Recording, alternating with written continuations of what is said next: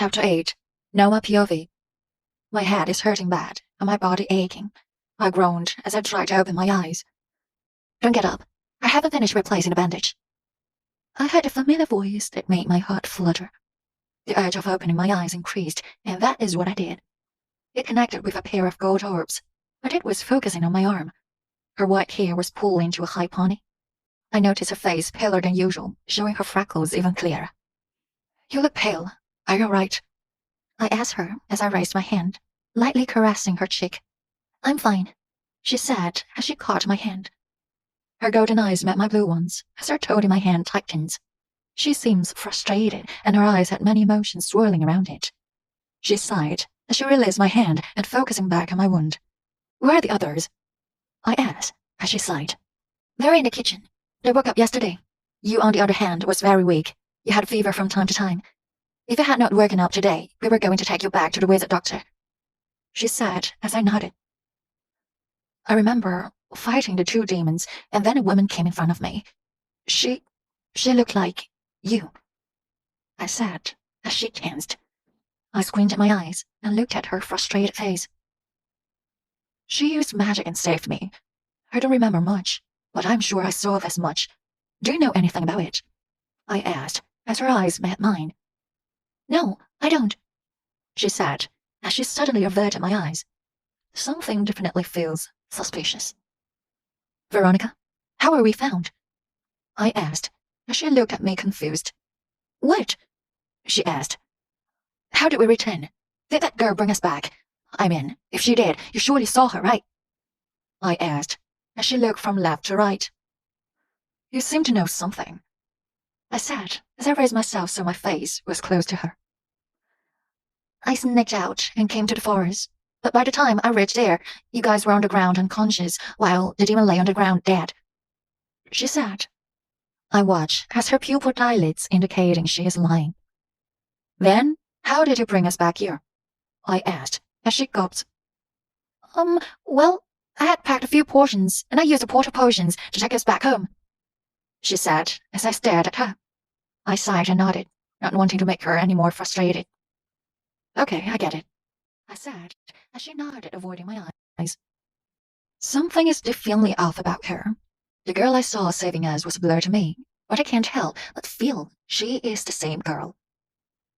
Her agitated behavior is also making it more obvious. We have sent a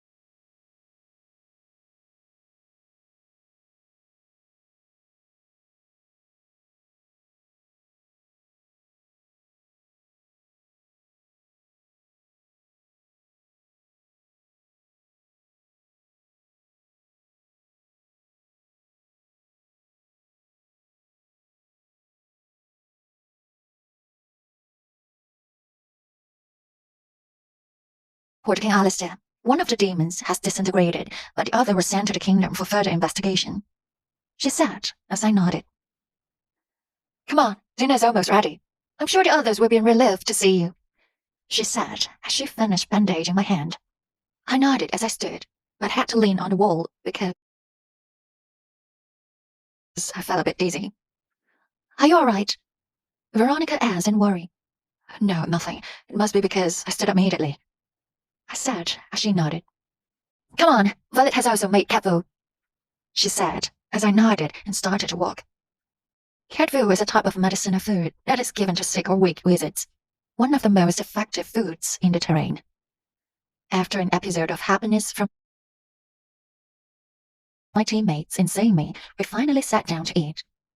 Your father wants you to call him as soon as you wake up. Your mother was worried sick, Violet said as I nodded. I will, I sighed thinking about how much of a worry parrot my mother is. Ariana POV. It's a demon indeed, Alistair said as I stared at the hideous dead monster. But you said they're extinct, I said, making him nod. Yes, they should be. Initially, the universe was of 3 dimensions. The Earth for the non-magical creatures, the terrain for magical, and finally, the Valix, the land of demons. But unlike the Earth and the terrain, which is under the rule of creations, Valix is under the direct rule of their god, which is the devil. As time passed by, it was said the devil craves for power, and finally Lord Valmir and God had to defeat and kill him. When a creator is dead, his creations perish, and so all the demons die. But now, the demons are alive, which means the devil is alive. Alistair said, as a shiver went past my spine. The word of Lord Valmir echoed in my mind. You must be ready to face a greater evil. Are the demons what he mentioned as greater evil?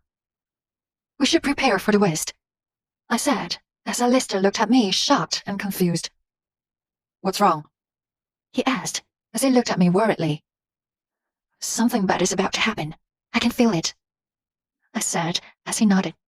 Vickers, call for a meeting with the officials. We need to start planning. Tell the prince and team to return to the kingdom as soon as possible, he said, turning to our vice-general. As per your order, King, Vickers said before swiftly going out. I hope everything will be all right, I said, as I felt a series of pain in my head. The vile smell of the dead demon is making me more and more nauseous. Let's go. I think you need rest, he said as I raised my brow at him. As do you, mister, I said, as he smiled at me. He looked miserable, dark sunken eyes, tired facial features. He hasn't slept in the past 2 days. It seems like the same situation as in the East Village is happening around. The cause of it was unknown, but compared with the activities mentioned in Noah's report, it must be demons. The trees and plants are dying, air is becoming poisonous. Most villages have activated the protection shield. Even the Dulladan terrain is having the same problems. Alistair has also called a meeting with the other kingdoms in the terrain. A team has been sent to Earth to see whether the same is happening to the dimension. As of now, the discovery of demons is confidential to avoid panic. I hope we're ready to face whatever is coming our way. Chapter 9. Veronica POV. We walked through the village path as the villagers stood on the sides, praising and showering their love. They even sang songs of victory from our mission. Everyone offered us flowers and gifts, mostly consisting of chocolates and sweet. I'm so happy with the number of chocolates I have on my hand. Prince Noah, would you hold my child, please? He is a great fan of you, one of the women from the crowd said as Noah's eyes widened in shock. The woman was a shifter bear, as she showed a cub with big brown eyes looking at him with adoration. The boy was excited as he waved and jumped at seeing Noah, but Noah seemed hesitant as he looked at the hyper child who extended both hands wanting the prince to carry him. I giggled at the situation, and Noah's head snapped right at me. Aren't you going to grant his wish? I asked, as she gulped and looked at the child. I'd rather not, he said to me, but I'm sure both of them heard with their super hearing powers. Oh, I'm sorry, Prince Noah. I didn't mean to force it, the mother said, giving a sad smile. No, that's not a band, Noah said as he starts to panic. Please don't take it any other way, madam. Noah is just afraid he will drop the child. He has almost done it in the past, and it still haunts him. I interfered, feeling pity for him. The story is true, though. When we were young, we used to go with King Alistair on his village tour. When one of the villagers presented a wish for his newborn daughter to be blessed by the king, Noah was fascinated. After the king placed his blessing, Noah made a fuss, begging to hold the baby. But unfortunately, the child started to wiggle in his arms, and if it wasn't for King Alistair, who had been ready as backup, the child would have fallen headfirst to the ground. Ever since then, he had fear of holding a child in his arm. I can't believe you disclosed that secret to them. It's embarrassing, Noah groaned as we continued our way to the palace. Would you rather be considered as a rude prince or refusing to hold a boy? I asked, as I raised one eyebrow at him. You're right, he said before pausing and looking at me. I can't believe you remember that, he suddenly said as I took a glance at him. Of course I do, I said as he smiled guiltily. I miss our times in childhood, he said as I sighed. I do too, But now we're not children, and we have our terrain to take care of. The people are proud to have you as their future king. I said, starting to walk ahead of him. Do you? He asked as I paused. What? I asked as I turned to look at him. Do you feel proud? He asked, and I couldn't help a small smile forming on my face. Yes, I am, I said, smiling at him. For you, he said, as he handed me a bag. I looked inside to find all the chocolates. Why did you give me this? I asked, confused. You know I don't have much of a sweet tooth. It would be a waste, so I decided to give it to the girl who is crazy for them. He said before walking to the palace. See you at the meeting, he said as I smiled, signing, and looked at the chocolate in the bag. Time skip. The matter is going out of hands. The same situation we saw in the East Village is happening around the terrain. Even the Zolodin is starting to be affected. We have got reports from the expedition to the Earth of similar events. King Alistair said as we looked at each other in worry. Are you implying there may be more demons lurking around? Aiken, one of the royal ministers, asked as he nodded. Yes, Mother Arya said. But they're extinct, another said as she sighed. That is what we believed. As after investigation held, we couldn't find their word. We think that the Lord Evil is not dead, but only dormant, and the demons scattered around in need of a place to stay. She said as I nodded. Her concept can be right, but, Your Highness, if your proposition is correct, why would we start seeing them now? I mean, it's been 100 years since the war against the devil. No demonic activity was reported in the history after so. How can we only feel them now? I asked as she signed. We don't know. It could even mean that they're residing somewhere we're unaware of and planning an attack. King Alistair said, his voice filled with worry. We should start preparing for the worst, Father. What we fought is something so powerful, and the fact that they had Kazin Flower as their weapon is not good at all. We should start the training and take the necessary steps. The village's powers are not so strong. The protection shield will get weaker by second. I suggest, send a group of warriors to each village, so that if ever things get out of control, we can manage it quickly. Make as many potions as we can for protection shield. Noah said, as his father nodded proudly. Jude. Noah said, as his father nodded proudly. Because, take the necessary steps as per his order. Alistair said, as his viceroy nodded, bowing his head. And I have one more thing I want to announce. I'm going to step down and crown Noah as the king. Vickers is also going to pass his position to Violet, he said, suddenly shocking everyone. We have decided to hold a ceremony in 2 days. I have already decided on the matter before he went for training, and I still stand by it. Announce to the Terran about the decision, and start making immediate preparation, he said, as we nodded and applauded at a very stunned-looking Noah. General Veronica. The king called my name.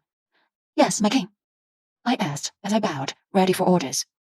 I want the warriors to be sent as per Noah's instruction. Discuss the plans with him, as he will be leading the matter. Double the security around the kingdom for the ceremony. I don't want anything going in the wrong direction, he said as I bowed my head. As you say, I said as he nodded and smiled. Good. Meeting dispersed.